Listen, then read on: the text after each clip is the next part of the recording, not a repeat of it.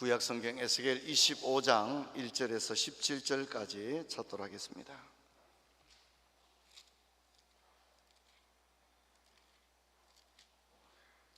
에스겔 25장 1절에서 17절까지 제가 읽도록 하겠습니다. 주 여호와의 말씀이 또 내게 임하여 이르시되, 인자야, 내 얼굴을 암몬 족속에게 돌리고 그들에게 예언하라. 너는 암몬 족속에 이르기를, 너희는 주 여호와의 말씀을 들을지어다. 주 여호와께서 이같이 말씀하셨느니라. 내 성소가 더럽힘을 받을 때에 내가 그것에 관하여, 이스라엘 땅에 황폐할 때에 내가 그것에 관하여, 유다 족속이 사로잡힐 때에 내가 그것에 대하여 이르기를, 아하, 좋다 하였도다. 그러므로 내가 너를 동방 사람에게 기업으로 넘겨주리니 그들이 내 가운데 진을 치며 내 가운데 그 거처를 베풀며 내 열매를 먹으며 내 젖을 마실지라.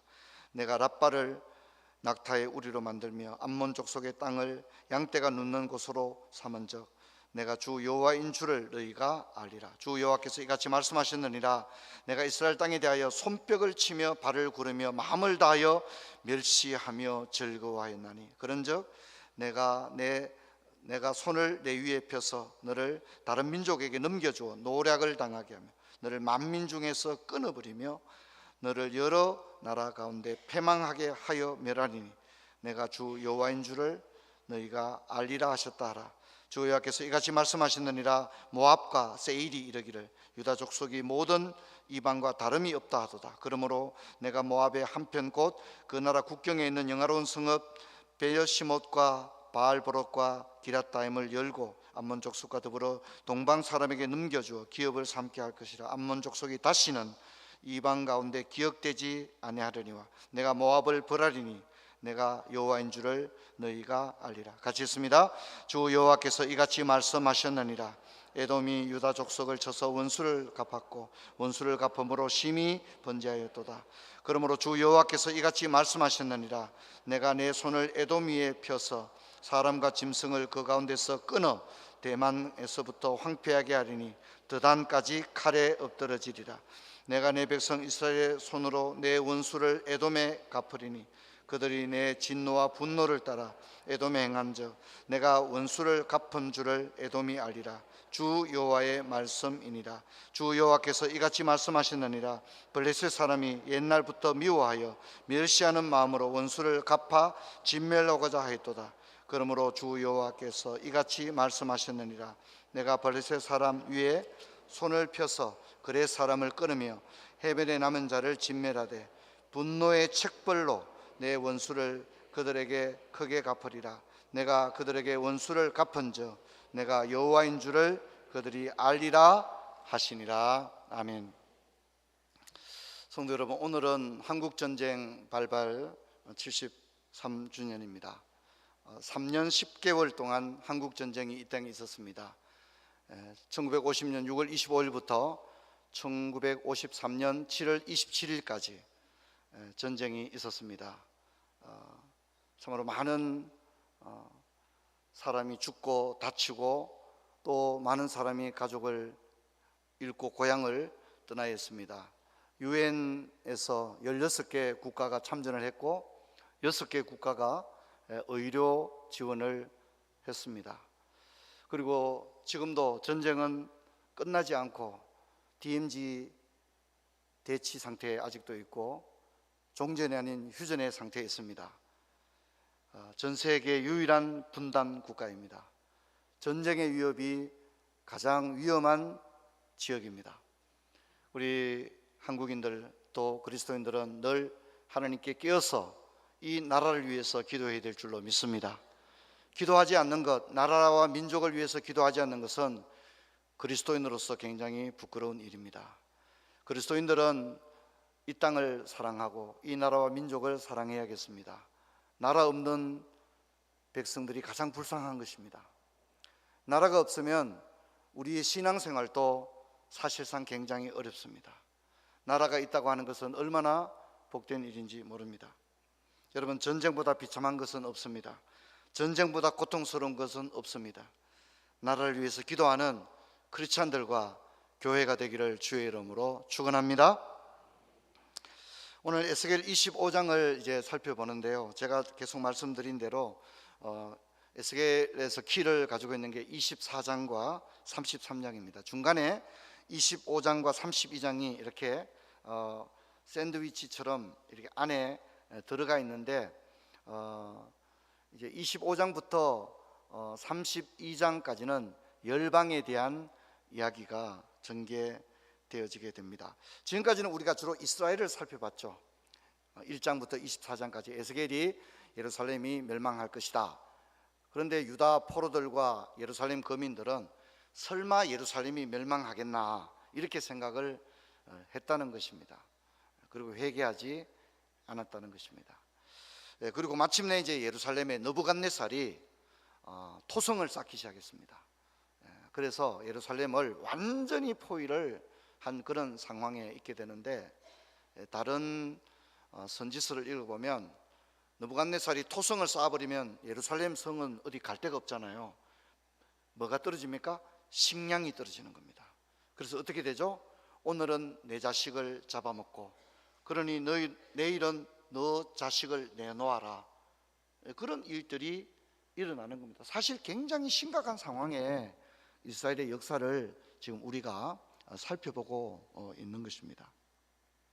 자, 그렇다면 이제 에스겔은 잠시 이야기를 멈추고, 그렇다면 이스라엘이 아닌 다른 이방 국가들은 괜찮으냐? 다른 이방 국가들은 의로우냐? 그들은 심판에서 예외가 되느냐? 이런 질문을 던지는데, 그건 그렇지 않다는 겁니다. 유다도 우상 숭배를 일삼았기 때문에 하나님께서 예루살렘 성전을 폐쇄해 버렸습니다. 그러면 다른 이방 민족은 어떠냐? 그들도 형편이 똑같다는 겁니다. 그들도 심판을 면할 수가 없다는 것이 25장부터 32장까지의 이야기입니다.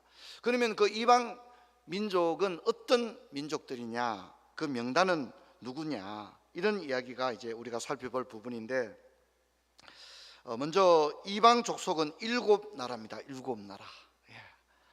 저건 이제 시험 안 치기 얼마나 다행입니까? 우리가 벌써 7개 이러면 벌써 이제 우리 이게 용량을 넘어가거든요. 그죠?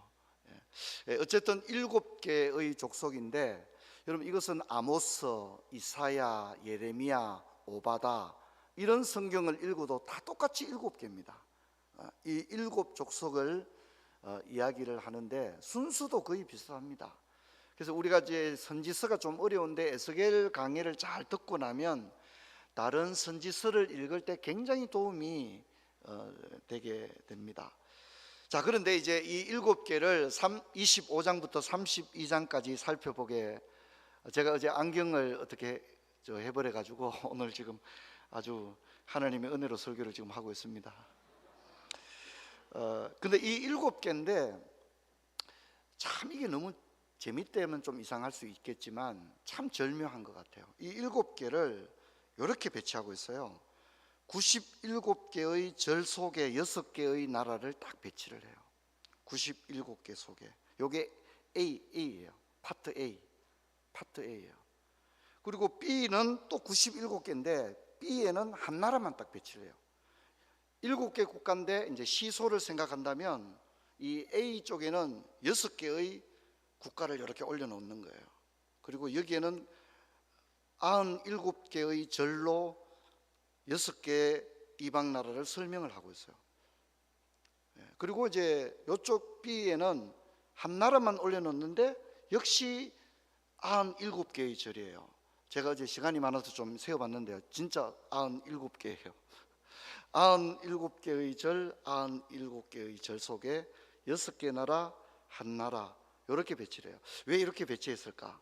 이 한 나라는 누굴까? 뭐 이런 궁금증들이 자연스럽게 있게 되겠죠. 이런 것들은 이제 저와 여러분이 7월 한 달 동안 요 B 부분을 감당하면서 함께 그 궁금증들을 살펴보면 좋겠는데, 이렇게 A, B를 97개의 구절로 나눈 것도 너무 절묘한데, 더 절묘한 것은요, 여기 중간에 세 절이 끼어 있다는 거예요. 그게 뭐냐면 28장 24, 25, 26절이 중간에 딱 끼어 있어요.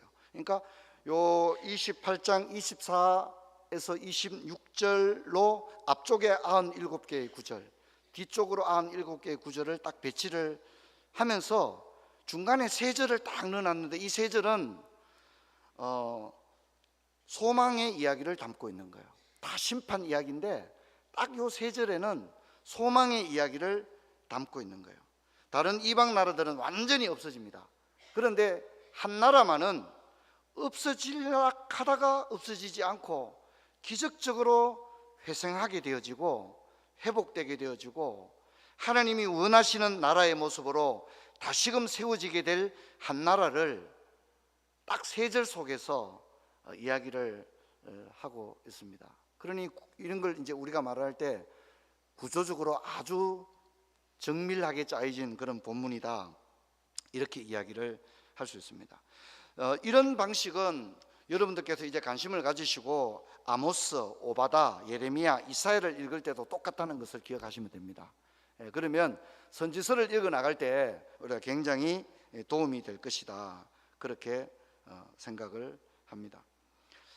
자, 여러분, 이제 우리가 오늘은 에스겔 25장을 살펴보게 됩니다. 암몬, 모압, 에돔, 블레셋 네 개의 이웃 나라를 살펴보고요.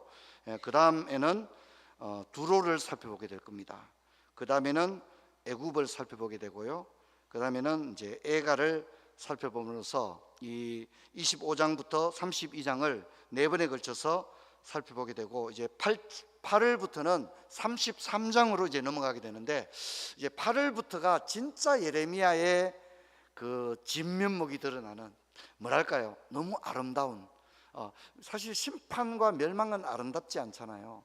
그런데 하나님은 심판과 멸망 중에서도 너무나도 아름다운 소망을 이야기하는데, 그래서 33장부터는 참 뭔가 그 성경을 읽다가 가슴이 벅차오르는 것을 느낄 수 있는 그런 장면들을 8월부터 우리가 살펴보게 되겠습니다. 오늘은 25장인데 네 개의 이웃 나라입니다. 네 개의 이웃 나라인데 암몬, 모압, 에돔, 블레셋, 이렇게 살펴보겠습니다. 성경에 아예 이렇게 딱 구분을 해놨기 때문에 찾는 것은 조금 더 어렵지 않습니다. 그런데 여러분, 여기서 보면 암몬과 모압, 에돔까지는 공통점이 이스라엘과 친족 관계에 있었던 이방 나라들이다 하는 특징이 있어요. 블레셋은 친족이 아니잖아요, 그렇죠? 블레셋은 친족이 아닌데 여기 나오는 암몬, 모압, 에돔은 친족 관계에 있는 이웃 국가들의 이야기입니다. 먼저 하나씩 살펴볼까요? 먼저 암몬을 보게 되면, 암몬은 사사시대 때부터 이스라엘과 적대 관계를 가졌습니다. 그래서 입다 같은 사사가 암몬과 싸우게 되고요. 또 이제 사울도 암몬과 싸웁니다. 다윗이 암몬을 완전히 이렇게 정벌하게 되어지죠. 또 이렇게 이 암몬과 이스라엘의 역사는 참 애정 관계라고 할 수 있습니다. 요사밧 때는 모압과 에돔과 암몬이 연합군을 형성해서 유다를 공격하는 겁니다. 유다, 이웃 사촌인데 이웃 국가들이 연합군을 형성해서 남유다를 공격하는 거예요. 더 심각한 것은 느부갓네살이 연합군이 올 때에 이웃 국가면 유다를 좀 도와줘야 되는데, 이 느부갓네살의 바벨론 군대와 암몬이 연합해서 유다를 괴롭혀 버리게 되는. 그러니까 무슨 얘기죠? 이스라엘은 이웃 국가들 중에 아무도 도와주는 사람이 없는 거죠. 이웃 사촌, 이게 없는 거예요. 이웃 국가들이 좀 뭐 도와줘야 되는데 오히려 막 공격하고 괴롭히고, 또 이제 성경 읽겠습니다만 이스라엘의 성소가 더럽힘을 당하고 예루살렘이 함락되고, 그럴 때 뭡니까? 막 너무 좋아하는 거예요. 박수를 치며 좋아하고 아하 좋다 그러고 막 그러는 거예요. 근데 이것을 하나님이 굉장히 안 좋게 생각하는 거예요. 이런 태도, 이웃 국가들의 이런 태도, 이웃 국가도 그냥 이웃 국가가 아니잖아요. 사실은 뭐라고요? 여러분, 제가 여러분의 반응을 확인할 수 있는 것은 소리밖에 없습니다. 지금 이웃 국가들이 최소한 좀 도와줘야 되잖아요, 그죠? 이웃 사촌인데 오히려 그 이웃들이 더 고소하다 그러고 뭐 잘 됐다 그러고 좋다 그러고 박수를 치고 발을 막 구르면서 기뻐하고, 그런 태도를 하나님이 굉장히 안 좋게 얘기를 합니다. 그리고 그것 때문에 너희들이 멸망할 것이다. 너희들은 내 성소가 더럽힘을 당하고 내 백성들이 고통을 당하고 내 예루살렘이 무너질 때 너희들은 아 좋다, 또 박수를 치고 하나님께서 그것을 다 보고 계신 겁니다.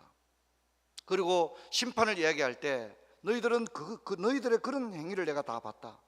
그래서 너희들을 동방족속에게 넘겨줄 것이다. 그렇게 이야기를 하고 있습니다. 특별히 암몬의 죄는 성소가 더럽힘을 당할 때 기뻐했다는 겁니다. 이것이 심각한 문제입니다.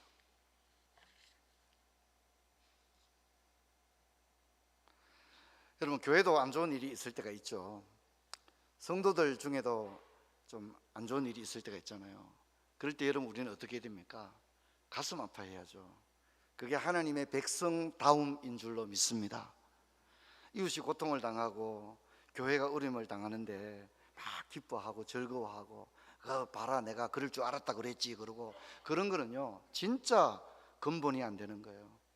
여러분, 우리가 평소에는 사람이 다 좋아 보이다가 형제나 친구가, 집안 식구가, 동료가 어려움을 당했을 때 그 사람의 인격이 드러나는 거예요. 좋을 때는 인격이 안 드러나요. 진짜 친구가 공경에 빠지고 실패하고 진짜 얼굴 들고 다닐 수 없을 정도의 참혹한 인생의 고통을 당했을 때 그 사람을 대하는 태도, 그 실패하고 낭망에 빠진 인생이 완전히 꺾여버린 그 사람을 대하는 태도, 그 사람을 향하는 눈빛, 그 사람을 바라보고 하는 말, 그것이 그 사람의 진짜 인격입니다. 여러분, 그럴 때 우리 그리스도인들은 하나님의 백성다운, 하나님이 싫어하는 말과 표정을 지으면 안 됩니다. 여러분, 그때 내 인격이 드러나는 거예요. 야, 내가 이런 사람이구나. 내가 어려움을 당할 때 다른 사람이 어떻게 하겠습니까? 근데 여러분, 하나님도 오늘 이걸 보고 있는 거예요. 특히 암몬의 문제가 바로 이런 문제입니다. 두 번째는 모압입니다. 모압은 이 발락 때부터 이스라엘의 적대 관계였죠. 모압은 아예 하나님의 백성들을 저주하려고 했잖아요. 그죠? 거짓 선지자 발람을 돈 주고 고용해서 이스라엘을 저주해라. 막 그렇게 했지 않습니까? 근데 하나님 그래 안 되잖아요. 발람 입에서 저주가 나온 게 아니라 축복이 나오는 거예요. 하나님이 그것을 기억하고 있는 거죠. 그리고 발람은 이스라엘을 위험에 빠뜨리죠. 모압 여인들을 통해서 이스라엘이 행음하게 함으로써 심각한 문제를 가져오게 되어집니다. 모압 역시 여호사밧 때 암몬과 에돔과 연합군이 되어 유다를 공격했습니다. 모압의 죄는 하나님의 백성 이스라엘을 경멸했다, 그렇게 이야기를 하고 있습니다. 세 번째는 에돔입니다. 여러분, 에돔은 이스라엘이 젖과 꿀이 흐르는 땅을 향하여 나아갈 때 에돔 땅을 통과해야 되는데 에돔 땅을 통과하지 못하도록, 그죠? 그렇게 방해를 놓죠. 에돔 땅을 통과하면 일주일이면 들어갈 수 있는 땅을 40년이 걸려서 돌아가게 되는 일이 에돔 때문에 일어나게 되거든요. 너무나도 인색했죠. 이스라엘은 지나가면서 우리가 진짜 물도 안 마시고 그냥 지나가겠다, 아무 피해 안 주겠다 했는데 우리 땅 밟지 마라, 이런 거거든요. 너희들 잘 되는 거 보기 싫다, 우리 땅 밟지 말고 돌아가라. 그래서 결국 40년을 돌아가게 되는 빌미를 제공했던 족속이 에돔입니다. 에돔. 그리고 예루살렘이 멸망할 때 바벨론을 도와서 유다를 조롱하고 재물을 약탈했던 족속이 바로 에돔입니다. 에돔. 이 에돔은 여러분 알다시피 에서와 야곱 때부터 경쟁 관계였잖아요. 그죠? 이 경쟁이라고 하는 걸 끝끝내 이 족속이 넘어서지를 못하는 거예요. 사람들이 살아가면서 인간관계 속에서 지나친 경쟁 의식을 가진 사람들과 같이 살면 굉장히 피곤합니다. 모든 걸 싸움으로 생각하니까. 모든 걸 싸움으로 생각하니까. 친구가 잘하면 박수도 쳐주고 이래야 되는데 그래 생각 안 합니다. 3대 2다 막 이렇게 생각합니다. 그건 피곤한 거죠. 그런 사람과 평생을 사는 것은 굉장히 고통스럽습니다. 에돔이 그랬습니다. 자, 이제 블레셋입니다. 블레셋. 여러분, 블레셋은 여러분 성경에서 대표적으로 이스라엘과 적대 관계에 있었던 이방 국가지 않습니까? 여호수아 때부터 이스라엘과 적대 관계를 가졌고 다윗에 의해서 결국은 굴복이 되었습니다. 그런데 참 독특한 게 나옵니다. 이 블레셋을 보고 하나님이 뭐라고 하느냐면 옛적부터 미워하는 마음으로 이스라엘을 적대했다, 그렇게 말합니다. 블레셋이 하나님의 백성 이스라엘을 아예 처음부터 미워하는 그런 마음가짐을 가지고 이스라엘을 적대했다, 이렇게 평가하는, 이게 하나님의 평가입니다. 하나님의 평가.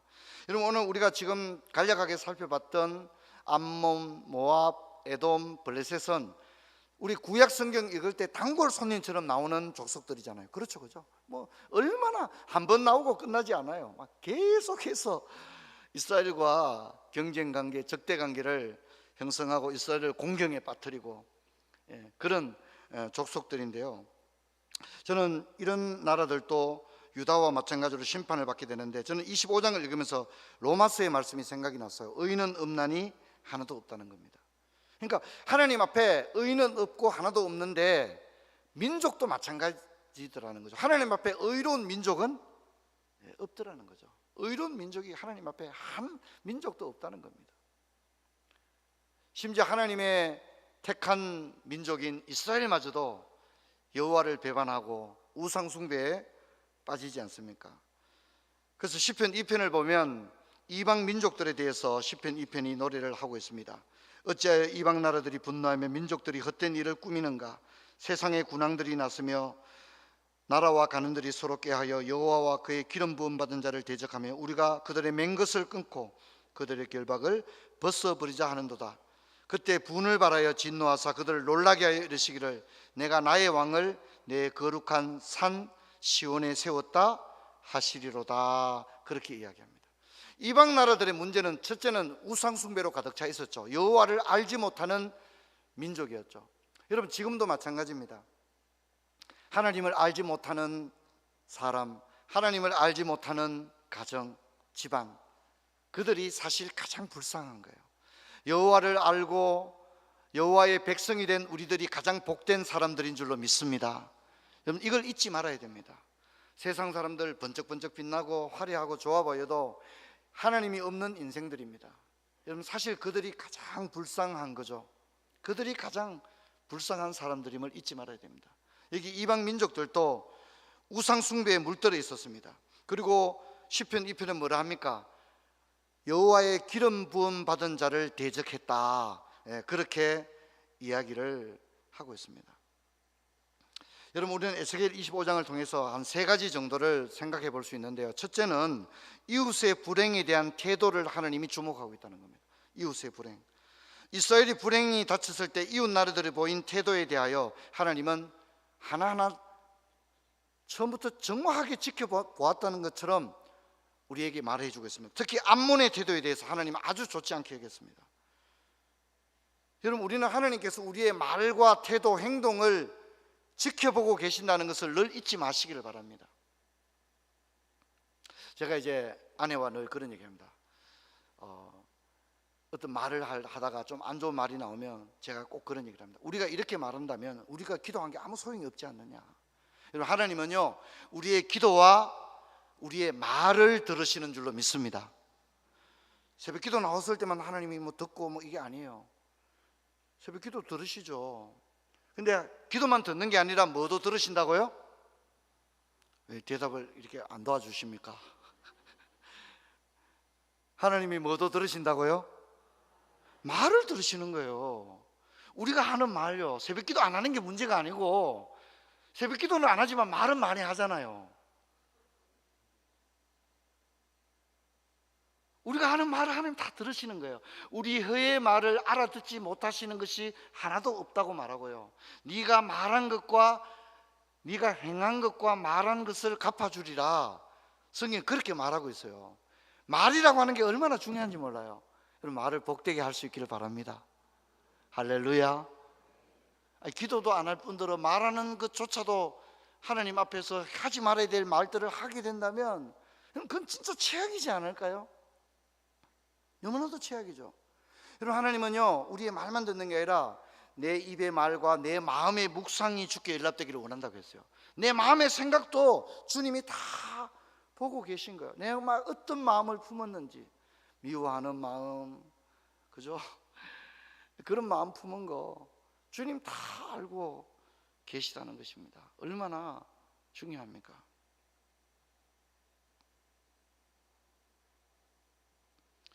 한마디로 말해서 주님은 중심을 보고 계십니다. 이웃이 불행을 당할 때, 친구가 불행을 당할 때, 내 경쟁관계에 있는 기업이 어려움을 당할 때, 평소에 나에 대해서 우호적이지 않았던 사람이 어려움을 만났을 때 여러분 어떻게 합니까? 그때 그 사람의 인격이 드러나는 거예요.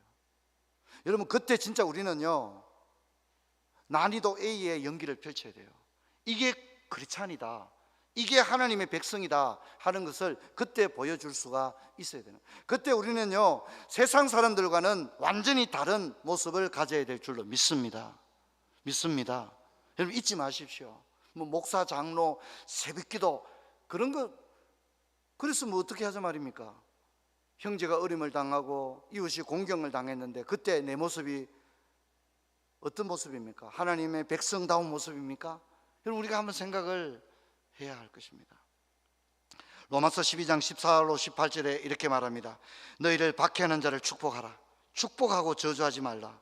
즐거워하는 자들과 함께 즐거워하고 우는 자들과 함께 울라. 서로 마음을 같이하여 높은 데 마음을 두지 말고 도리어 낮은 데 처하여 스스로 지혜 있는 체 하지 말라. 아무에게도 악을 악으로 갚지 말고 도리어 사람 앞에서 선한 일을 도모하라. 할 수 있거든 너희로서는 모든 사람과 더불어 화목하라. 성경이 그렇게 이야기를 하고 있는 것입니다. 둘째는 하나님의 백성의 특별한 위치입니다. 아브라함의 자손 하나님의 백성을 하나님께서 지키십니다. 또 하나님의 백성을 대적하는 것은 하나님의 백성을 대적하는 게 아니라 하나님을 대적하는 일이 된다는 것입니다. 물론 하나님의 백성이라고 예외는 아닙니다. 하나님의 백성들도 잘못하면 하나님이 징계합니다. 주의 종들도 잘못하면 징계합니다. 오히려 더 많은 벌을 받습니다. 하지만 우리는 하나님의 백성이 얼마나 특별한 은혜라는 것을 또한 잊지 말아야 합니다. 그래서 우리 하나님의 백성들이 범죄하면 하나님의 영광을 가리는 일이 있게 되잖아요. 그래서 여러분 우리가 하나님의 영광을 드러내지는 못할 망정 나 때문에 하나님의 영광을 가리는 인생은 되지 않도록 늘 깨어있기를 주의 이름으로 축원합니다. 창세기 12장 2절로 3절은 이렇게 말하고 있습니다. 내가 너로 큰 민족을 이루고 내게 복을 주어 내 이름을 창대하게 하리니 너는 복이 될지라. 너를 축복하는 자에게는 내가 복을 내리고 너를 저주하는 자에게는 내가 저주하리니 땅의 모든 족속이 너로 말미암아 복을 얻을 것이라 하신지라. 아브라함에게만 해당되는 게 아니라 아브라함의 유업을 이어받을 모든 우리들에게도 이 창세기 12장의 말씀은 지금도 적용되고 있는 줄로 믿습니다. 믿습니다. 한번 보세요. 아브라함이 이 말씀을 듣고 난 다음에 아브라함이 기도하면 역사가 일어났습니다. 그렇죠? 아비멜렉의 집에 여러 가지 어려움이 있었을 때 하나님은 아브라함으로 하여 기도하게 했을 때 아비멜렉의 사람들이 병이 낫게 되는 역사가 일어납니다. 하나님이 아브라함에게 소돔 고모라에 있는 조카를 위하여 기도하게 합니다. 그렇죠? 그 역할을 한다는 겁니다. 아브라함이 혼자 잘 먹고 잘 사는 게 아니라 창세기를 자세히 읽어보면 진짜 아브라함이 이렇게 되는 거예요. 아브라함이 축복하는 자는 축복을 받게 되고 아브라함을 저주하는 자는 저주를 받게 되는 거예요.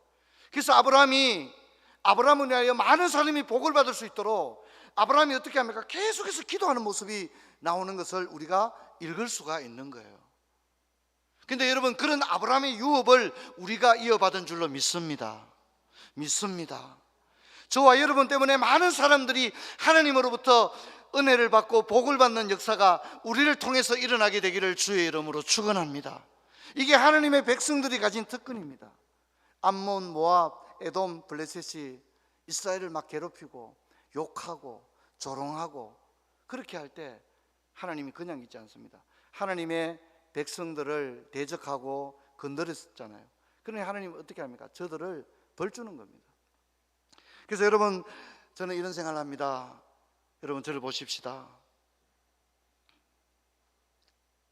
여러분 우리 때문에 많은 사람이 복을 받기를 원한 것이 하나님의 계획인 줄로 믿습니다. 하나님이 그렇게 하려고 우리를 부른 거예요. 오늘 주일날 교회 와서 뭐 빨리 2부 빨리 마치고 빨리 가야지. 오늘 목사님 뭐 안 보이는데 뭐 빨리 가야지 말이야. 그게 우리 신앙생활의 목표가 되면 안 됩니다. 하나님 왜 우리를 불렀습니까? 우리 때문에 많은 사람들이 복을 받도록 우리를 통하여 하나님은 그렇게 하고 싶은 거예요. 그래서 우리를 부르신 거예요. 여러분 우리가 그 역할을 하게 되기를 주의 이름으로 축원합니다. 이게 얼마나 중요한 일입니까? 셋째는 하나님은 역사의 주관자라는 겁니다. 모든 민족과 열방도 하나님의 주권 아래에 있습니다. 이 사실을 가장 잘 고백했는 사람이 한나입니다. 여호와는 죽이기도 하시고 살리기도 하시며 서울에 내리기도 하시고 거기서 올리기도 하시는도다. 여호와는 가난하기도 하시고 부하기도 하시며 낮추기도 하시고 높이기도 하시는도다. 가난한 자를 진토에서 일으키시며 빈곤한 자를 거름더미에서 올리사 기족들과 함께 앉게 하시며 영광의 자리를 차지하게 하시는도다. 땅의 기둥들은 여호와의 것이라 여호와께서 세계를 그것들 위에 세우셨도다. 그렇게 얘기합니다. 한 민족의 장래, 한 국가의 장래도 역사의 주관자가 되신 하나님 앞에 있는 줄로 믿습니다. 하나님은요, 가난하기도 하시고 부하기도 하시고 죽이기도 하시고 살리기도 하시는 거예요. 가난한 사람을 왕의 식탁에서 먹게 하시는 거예요. 하나님이 그렇게 한다고 말하고 있습니다. 하나님이 주관자가 되시는 겁니다. 우리도 마찬가지입니다. 우리의 인생도 주님에게 있습니다. 그러므로 늘 두려운 마음을 가지고 나갑시다. 특별히 성소가 더럽힘을 당할 때, 교회가 어려울 때 사람들이 말이 많거든요. 주의 종, 성도들, 사람들이 말이 많거든요. 그때 조심해야 됩니다. 하나님이 보고 계시잖아요. 그렇지 않습니까? 듣고 계시잖아요. 어떤 태도를 보일 것인가 듣고 계시고 보고 계시지 않습니까? 여러분, 그럴 때 진짜 신앙이 드러나는 거예요. 저와 여러분이 그렇게 되기를 주의 이름으로 축원합니다. 살아갈 때에 여러분, 우리는 이 땅에 잠시 머물다가 아버지 집에 갑니다. 잠시 머물다가 다 아버지 집에 가게 되어 있습니다. 이 땅에서 영원히 사는 사람은 한 명도 없어요. 이 땅에 사는 동안에 가까운 이웃들과 잘 지내시고 직장 동료들에게 잘 하시고 원망들을 일 만들지 마시고 진짜 어려움을 당한 사람이 만났을 때 그리스도의 사랑으로 위로하고 그들의 편이 되어주시고 그들을 안타깝게 함께 여겨주시고 울 때 같이 울어줄 수 있는 그런 그리스도인의 참된 인격을 가진 저와 여러분 되기를 주의 이름으로 축원합니다. 자리에서 일어나겠습니다.